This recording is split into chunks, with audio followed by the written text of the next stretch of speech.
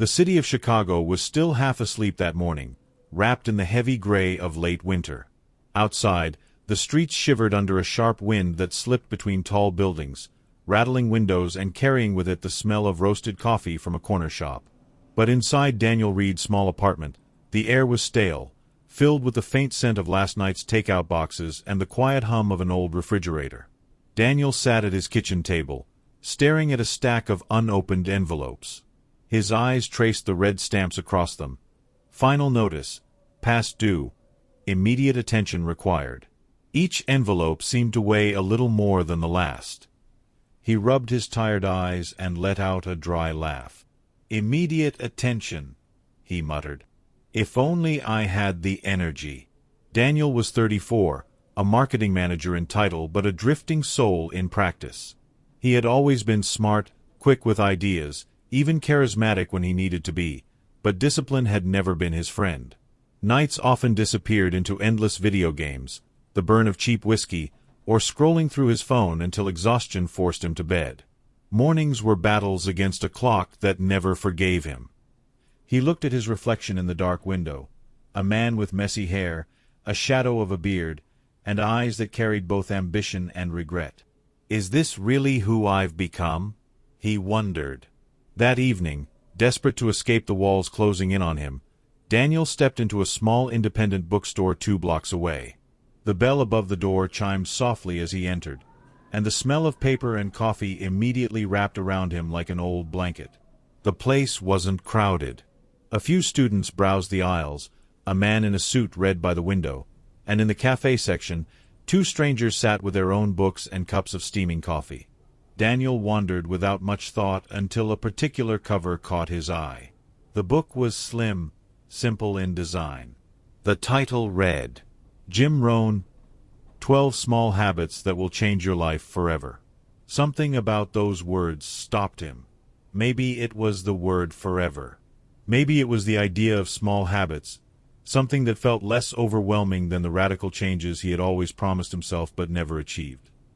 He picked up the book and turned it over in his hands. For a moment, he felt as though the book had been waiting for him, quietly, patiently. At that very moment, the woman sitting nearby in the cafe section glanced up from her notebook. She was in her late 20s, with tired eyes and her dark hair tied back in a ponytail. She noticed the book in his hands. Jim Rohn? She asked, her voice carrying just enough curiosity to invite conversation. Daniel hesitated, not used to strangers speaking to him. Yeah. Just found it. Ever heard of him? I have, she said, closing her notebook. I'm a nurse. My shifts are insane, so I try to read stuff like that to keep my head straight. Habits, routines, anything that helps me not burn out. She extended a hand. Sarah Blake. Daniel shook her hand, surprised at how warm her smile was despite the weariness in her face. Daniel, he replied. Before he could say more, another voice chimed in from the next table. It was an older man, maybe in his early 60s, with a cane resting against his chair and a paperback of philosophy in front of him. His hair was graying, his posture a little bent, but his eyes were sharp and kind. Habits, the man said, tapping his book with a finger, are the only things that ever change a life. Not motivation, not luck. Habits. Sarah chuckled. You sound like you've rehearsed that. The man smiled faintly. I taught high school for 30 years. I rehearsed everything at some point. Marcus Grant. And just like that, 3 strangers found themselves in conversation, bound together by the quiet magnet of a single book. Do you think it actually works? Daniel asked, his voice quieter than before. Can something as simple as small habits really turn things around? Marcus leaned back in his chair, eyes thoughtful. I lost my wife 2 years ago. The only thing that got me through the nights was writing 3 things I was grateful for every day. A small habit saved me from drowning. Sarah looked at Daniel and shrugged. I don't know if it'll fix everything, but for me, it's better than staying stuck. Daniel held the book tighter. His instinct was to laugh it off, to say it was silly, but the truth was he had nothing else. No plan, no clear future, no rope to hold on to. For the first time in months, maybe years, he felt something flicker inside him. Hope, small and fragile. "All right," he said finally. "Then maybe I'll give this a try." They exchanged numbers, promising to meet again next week to talk about what they'd learned. As Daniel walked back to his apartment, the night air cut sharp against his skin, but he hardly noticed. Later, sitting on the edge of his bed, Daniel opened the book. The pages smelled new, and his eyes fell on the first bold heading. Habit 1. Wake up early with purpose. He let the words sink in, repeating them softly to himself as if they were a spell. For the first time in a long time, he didn't feel completely lost. He closed the book, leaned back, and whispered into the dark, "Maybe this is my way out."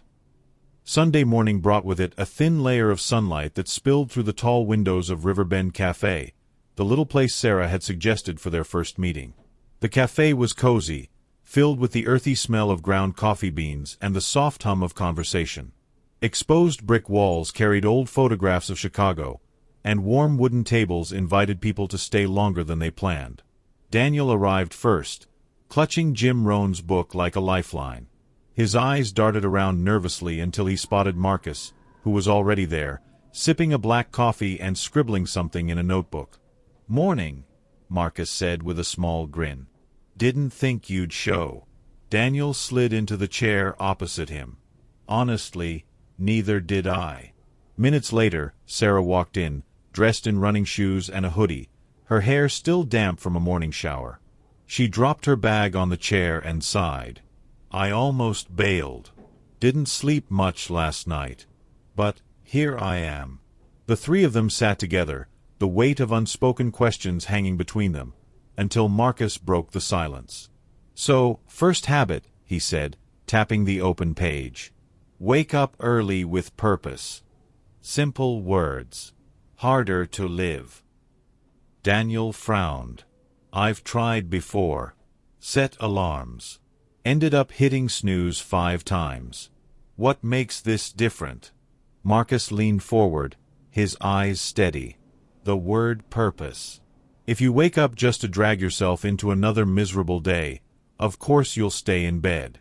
But if you wake up for something, to read, to walk, to reflect, that's when the habit sticks." Sarah stirred her coffee absent-mindedly. "I've been working night shifts for months. My body's a mess. But maybe, if I gave mornings back to myself, instead of just crashing into them, it could help." Daniel tilted his head. "So what? We all try it for a week? Wake up earlier, do something intentional." "Exactly," Marcus said. "We'll each find our own purpose for that first hour. Then, next Sunday, we come back here and talk about what we learned." The week that followed tested each of them. Daniel's alarm blared at 5:30 a.m. on Monday. Every cell in his body begged him to roll over, but he forced himself up, brewed a cheap cup of coffee, and sat by the window. The city outside was quiet, painted in soft shades of orange and gold.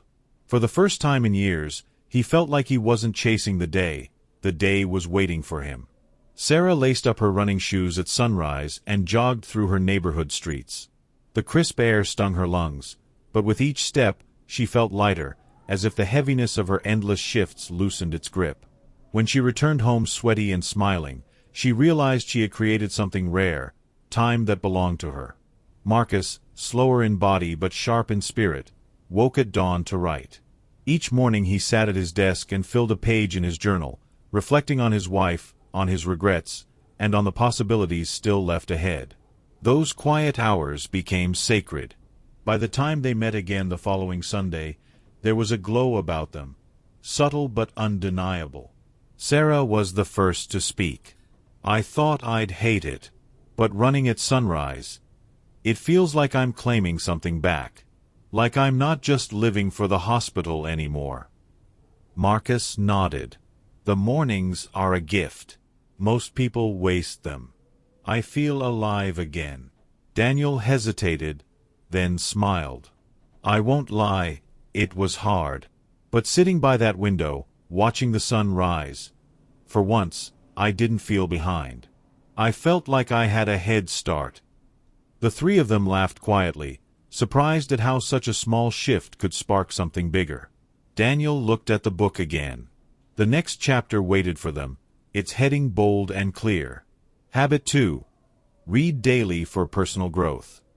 He closed the book slowly, the weight of possibility pressing against his chest. That same evening, Daniel checked his email and froze.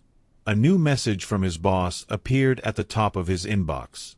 The subject line read, "Final warning."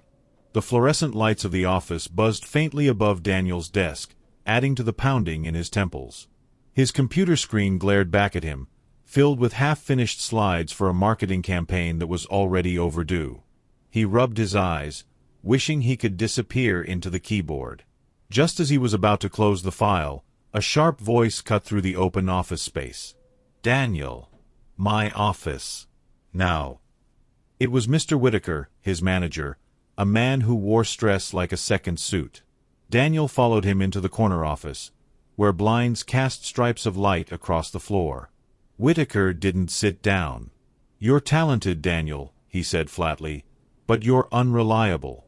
You miss deadlines. You show up late. And clients are starting to notice." He leaned closer, his tone colder. "One more slip, and you're done here." Daniel's chest tightened. He nodded mutely, hearing little beyond the blood rushing in his ears. By the time he returned to his desk, the weight of the warning pressed on him like a stone. That night, he sat across from Sarah and Marcus at Riverbend Cafe, hands wrapped around a lukewarm mug of coffee. "So that's it," Daniel confessed. "One more mistake, and I'm fired." Sarah's face softened. She looked exhausted, still in her scrubs after a 12-hour shift, but her eyes carried empathy. "I get it. We're all one bad week away from breaking." Marcus, tapping his cane against the floor thoughtfully, spoke with the calm of experience. "Then it's time to lean on the second habit. Read every day. Feed your mind. If your work is unstable, your growth doesn't have to be." Daniel sighed. "Reading? With everything going on." "Especially with everything going on," Marcus said firmly. The next day, they each began. Sarah borrowed a book on nutrition and self-care, determined to reclaim control over her health. At night, instead of collapsing straight into sleep, she read a few pages, whispering to herself, one day at a time. Marcus returned to the library and chose a volume of philosophy, his mind sparking with questions he thought he'd long buried. Sitting by his lamp, he filled the margins with notes, a teacher at heart rediscovering his old joy. Daniel wandered aimlessly through the shelves until he pulled out a book on sales psychology. At first, the words felt heavy, his focus broken. But slowly, a sentence caught him, then another. By the time he closed the book, he realized an hour had passed, and for the first time all week, his mind felt sharper instead of foggy. When they met again, the energy between them was different. "I actually enjoyed it," Sarah admitted, a shy smile on her face. "Reading before bed, it's like I'm telling my brain the day isn't just about work." Marcus chuckled. "Wisdom doesn't retire. I'd forgotten how much I loved learning." Daniel nodded slowly. "It cleared my head. And maybe it'll help me keep my job." But as he walked home from the cafe that night, his brief sense of hope crumbled. Pinned to the door of his apartment was a white slip of paper flapping gently in the wind. He froze, the words printed in bold black staring at him like a cruel verdict. Eviction notice. His hands shook as he pulled it free. His throat went dry, his heartbeat loud in his ears. "What if these habits aren't enough?" he whispered to the empty hallway. With nowhere else to turn, Daniel realizes he must depend on Sarah and Marcus more than ever, but he has no idea how much his confession will change their bond. Daniel stood frozen in the hallway of his apartment building, the eviction notice trembling in his hand. The letters blurred as his eyes stung. He didn't know whether to scream, to cry, or simply to give up. By the time he dragged himself back inside, the night felt heavier than ever. The next morning, he swallowed his pride and called Sarah. His voice cracked as he spoke. "Sarah, I need help. I got an eviction notice." Within an hour, both Sarah and Marcus were at his apartment. Sarah carried a grocery bag with leftovers from her kitchen, and Marcus leaned on his cane, his eyes filled with quiet concern. "You should have told us sooner," Sarah said gently as she placed food on the counter. "You don't have to face this alone." Marcus scanned the messy apartment and then turned to Daniel. "You'll stay with me. My spare room's been empty for years. It's not much, but it's yours if you need it." Daniel shook his head, ashamed. "I can't just barge into your life like that." "You're not barging," Marcus replied firmly. "You're accepting help. That's harder than it sounds." For the first time in weeks, Daniel felt a fragile sense of relief. Maybe, just maybe, he wasn't completely lost. That same week, they opened the book together to the next page. Habit 3. Practice gratitude daily. At first, it felt silly. Writing down 3 things to be grateful for each day. With bills unpaid, long shifts, and broken routines, gratitude seemed like a luxury. But they agreed to try. Each night, Daniel sat at Marcus's old oak desk and forced himself to write. His first lists were awkward. Coffee. The sunrise. Not being alone. Yet slowly, the act began to shift something inside him. Sarah wrote her lists during breaks at the hospital. In the middle of chaos, alarms beeping, patients calling, she would pause and jot down a kind word from a patient. A moment of silence. The smell of fresh bread on my walk to work. Marcus, in his neat handwriting, filled page after page. His lists often circled back to memories of his wife, her laughter, her cooking, the way she hummed while folding laundry. Gratitude, for him, became a way of keeping her alive. One evening at the cafe, they compared notes. Sarah exhaled deeply. "You know, I've been drowning in debt and exhaustion. But writing these things, it reminds me that my life isn't only about the hard parts." Marcus smiled faintly. It's a shift of perspective. Gratitude doesn't erase problems, but it makes them smaller. Daniel looked down at his notebook, embarrassed, then admitted, "My first gratitude was your laugh, Sarah. It reminded me life can still be light." Sarah blushed, surprised. "That's actually really sweet." For a moment, the 3 of them sat in silence, not the heavy kind, but the comfortable kind, the silence of people who finally felt safe with each other. Later that night, Daniel returned to Marcus's apartment, sat at the desk again, and stared at his journal. For the first time, he didn't feel like his life was collapsing. He felt like it was being rebuilt, one small piece at a time. And just as that thought settled, his phone buzzed. An email notification lit up the screen. The subject line was short, direct, and terrifying. Client presentation. Your responsibility. Last chance. Daniel's stomach dropped. His boss wasn't giving him time to breathe. This was it, his final test. Daniel realizes the upcoming presentation could decide not just his job, but his future, and the next habit may be the only thing that keeps him sharp enough to survive it. The days leading up to the presentation felt like a countdown clock ticking inside Daniel's chest. At the office, his boss circled him like a hawk, and at night, he tossed and turned, haunted by the thought of standing in front of a room full of clients with his career on the line. When he confessed his fear to Sarah and Marcus at the cafe, Marcus opened the book to the next page. His steady voice broke the silence. Habit 4. Exercise and care for your body. Daniel raised an eyebrow. Exercise? With everything going on? I don't have the time or the energy. That's the point, Sarah countered. Energy doesn't just appear. You build it. Trust me, if I didn't move my body, I'd collapse after half my shifts. And so, the 3 of them made a pact. Each morning, Before the city fully woke, they would meet at the small park near Marcus's apartment. The first morning was brutal. The air was sharp with the chill of early spring, their breath rising in visible clouds. Sarah, acting as their reluctant coach, led them through stretches on the damp grass. "Come on, Reed," she teased as Daniel struggled with push-ups. "If you can't lift yourself, how are you going to lift a presentation?" Daniel groaned, collapsing into the grass. "I'm a marketer, not an athlete." Marcus laughed, moving slowly through light stretches, his cane resting nearby.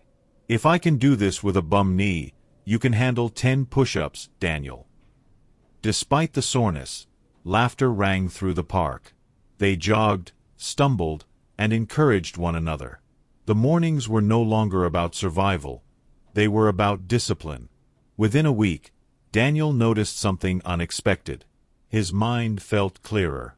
At work, he was sharper, quicker to spot solutions. Sarah, too, found herself calmer in the chaos of the hospital, no longer snapping under pressure. And Marcus, though slower in pace, carried himself with a newfound glow, as if those small movements reawakened his spirit. One morning after their workout, Sarah admitted, "I've been offered a promotion. More responsibility, better pay, but longer hours. I don't know if I can handle it without breaking." Daniel wiped sweat from his forehead. "Maybe these habits are exactly what will help you handle it. Structure, discipline. Without that, we're all just surviving." Marcus nodded. "Discipline is the bridge between goals and accomplishment." Rohn said it, and he was right. You can't cross to a better life without it. When the day of the presentation arrived, Daniel stood outside the conference room, his palms sweating, his heartbeat echoing in his ears. He thought of the mornings in the park, the laughter, the discipline, the way his body and mind had begun to align. As he stepped to the front of the room, slides glowing on the screen behind him, he heard Marcus's words in his head, "Discipline is the bridge." Daniel took a slow, steady breath, lifted his eyes to the clients, and began to speak. The last slide clicks into place. Daniel finishes his presentation, the room silent. The clients exchange glances, expressionless, unreadable. And Daniel can only wait. 2 days later, Daniel sat at his desk when an email from his boss popped up. The subject line was short, "Great work." They signed. Relief washed over him like a tidal wave. He had done it. He had saved his job. For the first time in months, he felt like he wasn't hanging on by a thread. That night, at the cafe, Sarah lifted her coffee cup in celebration. "See, you just needed the right habits. You pulled it off." Daniel smiled, but Marcus's sharp eyes caught the weariness etched into Sarah's face. She looked thinner, her shoulders heavy, her movements slower. Later that week, the truth came crashing down. After a brutal 16-hour shift, Sarah collapsed on the floor of the hospital break room. Nurses rushed to her aid, and before long, she was lying in a hospital bed herself, pale, exhausted, hooked to monitors. Daniel and Marcus sat at her side, stunned. "I thought I could handle it," Sarah whispered weakly. "But I've been running on empty for too long." Daniel clenched his fists. He had been so wrapped up in his own survival that he hadn't noticed hers unraveling. Marcus reached for her hand. "Then we need to remember the fifth habit. Rest. Reflection. It's not weakness, Sarah. It's survival." For the next few days, they took turns sitting with her. Daniel read aloud from the book, Marcus told gentle stories from his teaching days, and Sarah finally allowed herself to close her eyes without guilt. Yet even in the quiet of the hospital room, doubts grew. Marcus confessed one evening to Daniel, his voice low, "I've been thinking about leaving Chicago, going to Florida to be closer to my daughter. I don't know if I can keep this up." Daniel stared at him, his chest tightening. The fragile family they had built felt like it was slipping through his fingers. That night, as the machines beeped softly around Sarah, Marcus leaned closer to Daniel and whispered, "I've been keeping something from you both." The hospital room was dim, the only light coming from a small lamp by Sarah's bed. Machines beeped softly, marking the rhythm of her recovery. Daniel sat in the corner, flipping absently through Jim Rohn's book, while Marcus leaned heavily on his cane, his face pale. When Daniel looked up, he noticed Marcus staring at the floor, lost in thought. Finally, the older man cleared his throat. "There's something I haven't told either of you," Marcus said, his voice unsteady. Daniel frowned. "What is it?" Marcus took a deep breath, his hands trembling slightly as he spoke. "I've been diagnosed with early-stage Parkinson's. I didn't want to burden you with it, but it's why these habits matter to me. They're my fight to stay myself as long as I can." The words hung in the room like heavy smoke. Sarah's eyes filled with tears. "Marcus, why didn't you say anything sooner?" "Because I didn't want pity," he replied softly. "I wanted purpose. And with you too, I found it again." Daniel felt anger, sadness, and fear all at once. "It's not fair," he muttered. "You've already lost so much. And now this." Marcus managed a thin smile. "Life doesn't promise fairness, Daniel. But it does give us choices. We can waste time, or we can build habits that make the time we have meaningful." In the days that followed, the three of them pushed harder into the remaining habits, saving money, setting goals, practicing kindness, nurturing relationships. Each small action carried a new urgency, as though they were racing against the clock. But the pressure mounted. Daniel's job pulled him in one direction, Sarah's promotion loomed in another, and Marcus's health grew weaker. Frustration boiled over. One stormy night, as rain lashed against Marcus's apartment windows, Daniel snapped. "We can't fix everything with habits. Not Parkinson's, not exhaustion, not life falling apart." Sarah fired back, her voice sharp. "No, but without them we're lost. They're the only reason we've made it this far." Their argument filled the room like thunder, until suddenly Marcus staggered, clutching his chest. His cane slipped, and he collapsed onto the floor. Both Daniel and Sarah froze in horror. As the storm raged outside, Daniel knelt beside Marcus, shouting his name. But Marcus's eyes fluttered shut, leaving them to face the terrifying question. What if this was the end? The storm had passed by the time Marcus opened his eyes again. He lay in a hospital bed, pale but breathing steadily. Daniel sat on one side, his head in his hands, while Sarah held Marcus's hand tightly, tears slipping down her cheeks. "You scared us," Sarah whispered. Marcus gave a weak smile. "Guess I'm not done yet." Relief washed over them, but also a new understanding. Life was fragile, and every day mattered. Over the next weeks, their bond grew stronger. Sarah recovered her strength and made a difficult decision. She accepted the promotion, but with strict boundaries to protect her health. Daniel threw himself into mentoring younger colleagues, realizing success wasn't just about climbing ladders, but about lifting others. And Marcus, though slower, began writing a memoir, stories for his daughter, and for the friends who had become his chosen family. They practiced the last of Jim Rohn's habits together: kindness, consistency, and nurturing relationships. Each habit wasn't just an idea on a page, it had become the fabric of their days, the glue holding them steady. One warm summer morning, they returned to Riverbend Cafe, the place where it all began. The air was filled with the smell of fresh bread, and sunlight poured across their table. Marcus raised his coffee cup with trembling hands. "To small habits," he said, his voice thick with emotion. "And the lives they change." Sarah smiled, her eyes bright. "To starting over." Daniel looked out at the city bathed in golden light. For the first time in years, he didn't feel behind. He didn't feel broken. He felt alive. This time, he didn't whisper maybe. He whispered, softly but with certainty, "Yes." Thank you so much for watching this video. If this story touched you, inspired you, or gave you even a little spark of hope, don't forget to hit the like button and subscribe to the channel. That way, you'll never miss the next chapter of inspiration we share together. Remember, small habits create big changes. No matter where you are in life, you can start today. One step, one choice, one habit at a time. Your future self will thank you. Stay strong, stay hopeful, and keep building the life you deserve. See you in the next video.